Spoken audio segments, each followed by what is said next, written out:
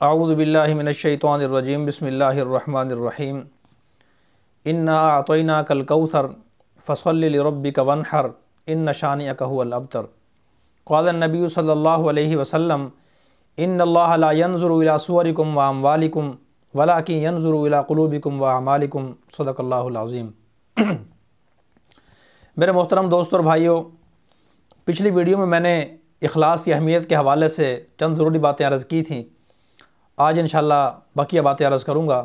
اللہ پاک مجھے اور آپ سب حضرات کو سننے کے بعد عمل کرنے کی توفیق عطا فرمائے۔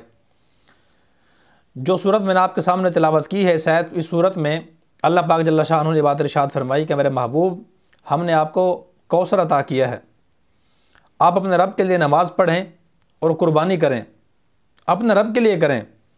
مفسرین نے لکھا ہے کہ اس آیت کے ذریعے بھی اللہ پاک جل شانہ ہمیں اخلاص کی تعلیم دینا چاہتے ہیں کہ تم ہر کام اللہ کی رضا کے لیے کرو، نماز بھی اللہ کی رضا کے لیے پڑھو، قربانی بھی اللہ کی رضا کے لیے کرو، اور دیگر سارے اعمال بھی اللہ کی رضا کے لیے کرو۔ اور جو حدیث میں نے پڑھی ہے، اللہ کے نبی نے فرمایا کہ اللہ پاک تمہارے چہروں کو نہیں دیکھتے، نہ تمہارے مالوں کو دیکھتے ہیں، بلکہ اللہ پاک تو تمہارے دلوں کو دیکھتے ہیں اور تمہارے اعمال کو دیکھتے ہیں کہ تمہارے دل میں کیا ہے اور تم اعمال کیسے کرتے ہو۔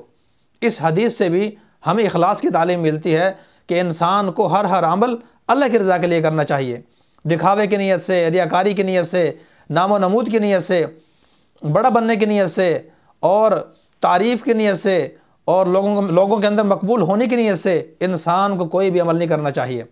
علماء فرماتے ہیں کہ 3 چیزوں کی وجہ سے انسان کا اخلاص چلا جاتا ہے۔ نمبر 1، انسان کوئی بھی کام اس نیت سے کرے تاکہ اس کی وجہ سے انسان کسی سے فائدہ اٹھا سکے۔ تو فائدہ اٹھانے کا جب مطلب بیچ میں آ جائے گا، فائدہ اٹھانے کا مقصد بیچ میں آئے گا کسی بھی عمل کے اندر، تو اس سے اخلاص چلا جائے گا۔ نمبر 2، اپنی تعریف کی نیت سے، کوئی بھی کام انسان اس نیت سے کرے تاکہ لوگ میری تعریف کریں، لوگ مجھے اچھا کہیں، تو اس سے بھی انسان کے عمل کے اندر سے اخلاص چلا جاتا ہے۔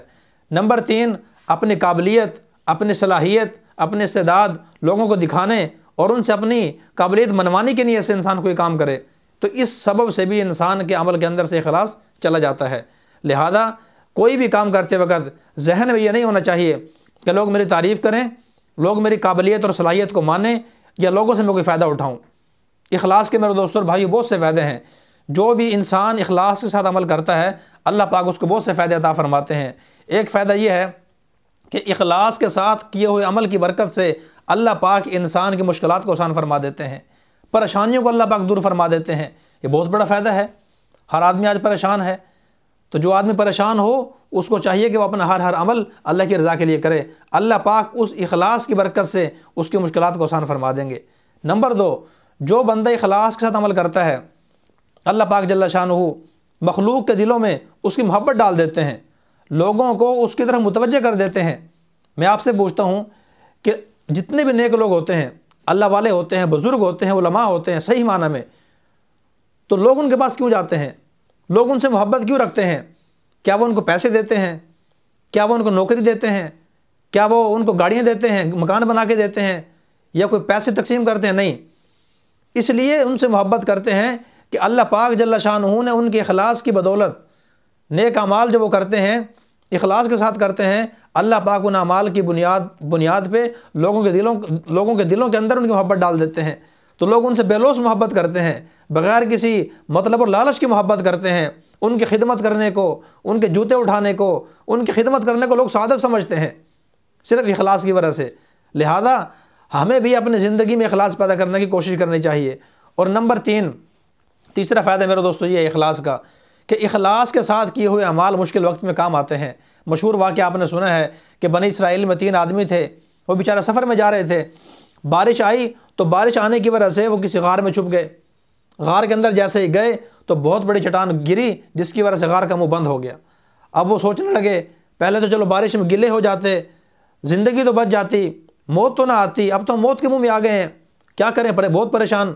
تینوں نے مشورہ کیا کہ ہم میں سے ہر ساتھی اپنا کوئی ایسا عمل تلاش کرے جو زندگی میں اس نے اخلاص کے ساتھ کیا ہو، اور پھر اس عمل کو سبب بنا کر، اس عمل کا واسطہ دے کر اللہ سے دعا مانگے۔ چنانچہ پہلے نے دعا کی، اس نے کہا یا اللہ، میں بکریاں چراتا ہوں اور شام کو جب بھی گھر آتا ہوں تو پہلے اپنے والدین کو دودھ پلاتا ہوں نکال کر۔ ایک دن اس طرح ہوا کہ میں لیٹ ہو گیا، والدین بیچارے بھوک کی حالت میں سو گئے، میرے بچے اور بیوی دودھ مانگتے رہے، میں نے نہیں دیا ان کو، اور والدین سو گئے تھے، ان کو اٹھانا بھی گوارا نہیں کیا، لہذا ساری رات میں دودھ لے کر کھڑا رہا۔ جب والدین کی آنکھ کھلی ان کو میں نے دودھ پیش کیا، اگر میرا یہ عمل آپ کی رضا کے لیے تھا تو یا اللہ اس مشکل کو آسان فرما دے۔ جیسے اس نے یہ کہا تو غار کے منہ سے چٹان تھوڑی سی پیچھے ہٹ گئی، لیکن اتنی نہیں ہٹی کہ انسان باہر نکل سکے۔ دوسرے نے کہا یا اللہ، میرے پاس ایک مزدور کام کرتا تھا، نوکر کام کرتا تھا، ایک دن وہ اپنی مزدوری لینا بھول گیا، اس کی مزدوری کو میں نے کھایا نہیں، کام میں لگا دیا، جانور خرید لیا، پھر جتنا منافع ہوتا گیا بکریاں لیتا رہا، دوسرے جانور لیتا رہا۔ ایک دن ایسا آیا کہ وہ اپنی مزدوری لینے کے لیے واپس آیا اور کہنے لگا کہ میری مزدوری آپ کے پاس بقایا ہے۔ تو میں نے کہا ہاں بھائی تیری مزدوری بقایا ہے، صرف مزدوری نہیں بلکہ میں نے تیری مزدوری کو کام میں لگایا تھا، اور آج یہ بکریوں کو جتنا بھی ریوڑ ہے یہ سارا تمہارا ہے، لے جاؤ۔ تو یا اللہ اگر یہ میرا عمل آپ کی رضا کے لیے تھا تو یا اللہ اس عمل کی برکت سے ہماری اس مشکل کو آسان فرما دے۔ کتابوں میں علماء کرام نے لکھا ہے کہ اللہ پاک جل شانہ کا حکم ہوا، تھوڑی سی چٹان جو ہے غار کے منہ سے تھوڑی اور پیچھے ہٹ گئی، لیکن ابھی بھی اتنی نہیں کھلی تھی کہ انسان باہر نکل سکے۔ تیسرے نے کہا یا اللہ میں بہت زیادہ گناہ گار تھا، زنا کرتا تھا، شراب پیتا تھا، ساری غلط کاریاں میں کرتا تھا۔ ایک دن میں ایک عورت کو میں راضی کر کے لے کے آیا، اس سے پیسے میں نے طے کیے بدکاری کے لیے، لیکن جب میں اس کے قریب جانے لگا، اس کے پاس بدکاری کے لیے بیٹھنے لگا تو اس کی زور سے چیخ نکلی، وہ رونے لگی۔ تو میں نے اس سے پوچھا تم کیوں روتی ہو؟ میں تمہیں زبردستی تو لے کر نہیں آیا، تمہیں میں نے راضی کیا ہے، تمہیں میں نے قیمت دینے کے لیے وعدہ کیا ہے، جو تم نے قیمت مانگی ہے وہ جو طے کی ہے وہ دینے کے میں پابند ہوں، پھر تم کیوں روتی ہو؟ تو اس نے کہا کہ میں روتی اس وجہ سے نہیں کہ تم زبردستی لے کے آئے ہو مجھے، اس وجہ سے میں رو رہی ہوں کہ آج غربت کی بنا پہ، مجبوری کی وجہ سے، افلاس کی وجہ سے، تنگ دستی کی وجہ سے میں یہ کام کرنے پہ مجبور ہوئی ہوں، میں نے زندگی میں کبھی یہ کام نہیں کیا۔ تو کہا یا اللہ اس دن میرے دل پہ چوٹ لگی، میں نے اسی دن توبہ کر لی کہ آج کے بعد یہ کام نہیں کروں گا۔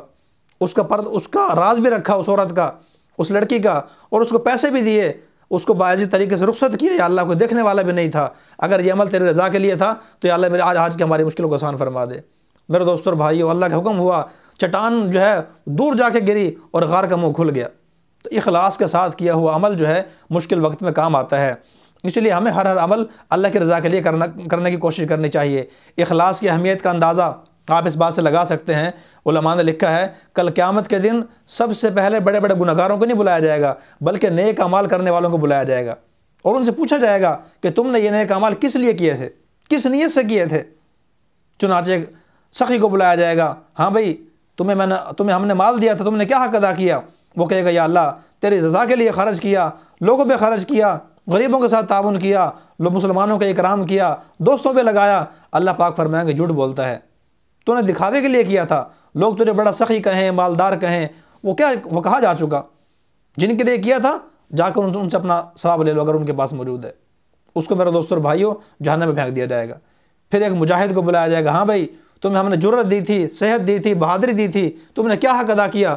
وہ کہے گا یا اللہ ساری زندگی تیری رضا کی خاطر، دین کی خاطر اور دین کا جھنڈا بلند کرنے کی خاطر میں لڑتا رہا تیرے راستے میں تاکہ تیرے دین کا پرچم بلند ہو جائے۔ اللہ پاک فرمائیں کہ تم جھوٹ بولتے ہو، تم نے اس لیے جنگیں کی ہیں، اس لیے تم نے جہاد کیا، اس لیے تم نے لڑائی کی تاکہ لوگ تجھے بڑا بہادر کہیں، بڑا سپاہی جرنیل کہیں تجھے۔ اللہ پاک فرمائیں گے جن کے لیے تو نے کیا تھا ان سے جا کر اپنا ثواب لے لو، میرے پاس تمہارا ثواب نہیں ہے۔ اس کو بھی اٹھا کر جہنم میں پھینک دیا جائے گا۔ پھر ایک عالم کو بلایا جائے گا، اللہ پاک پوچھیں گے ہاں بتاؤ بھائی میرے دین کا کیا حق ادا کیا؟ وہ کہے گا یا اللہ ساری زندگی تیرے دین کی خدمت کی، لوگوں کو دین کی دعوت دی، لوگوں کو دین سکھایا اور بیانات کیے۔ اللہ پاک پوچھیں گے بتاؤ بے نیت کیا تھی؟ وہ کہے گا یا اللہ تیرے رضا کے لیے کیا۔ اللہ پاک فرمائیں گے نہیں، تم نے اس لیے کیا لوگ تمہاری تعریف کریں، بہت بڑا مبلغ ہے، بہت بڑا داعی ہے، بڑے اچھے طریقے سے بیان کرتا ہے، اچھے طریقے سے خطاب اور تقریر کرتا ہے، جن کے لیے تو نے کیا تھا جا کر ان سے ثواب لے لے۔ تو اسی لیے میرے دوستوں اور بھائیوں یہ بڑا خطرناک معاملہ ہے۔ انسان ٹائم بھی نکالے، وقت بھی لگائے، پیسہ بھی خرچ کرے اور نیت خراب ہونے کی وجہ سے سب کچھ ہاتھ سے نکل جائے، یہ کوئی سمجھداری کی بات نہیں ہے۔ اللہ پاک سے دعا ہے اللہ پاک مجھے بھی آپ سب حضرات کو بھی اپنا ہر عمل اللہ کی رضا کے لیے کرنے کی توفیق عطا فرمائے۔ چونکہ موضوع بڑا اہم ہے، انشاءاللہ اس سے متعلق کچھ اور باتیں تیسری ویڈیو میں عرض کروں گا، پارٹ 3 میں انشاءاللہ۔ اللہ پاک ہمیں عمل کرنے کی توفیق عطا فرمائے۔ وآخر دعوانا الحمدللہ رب العالمین۔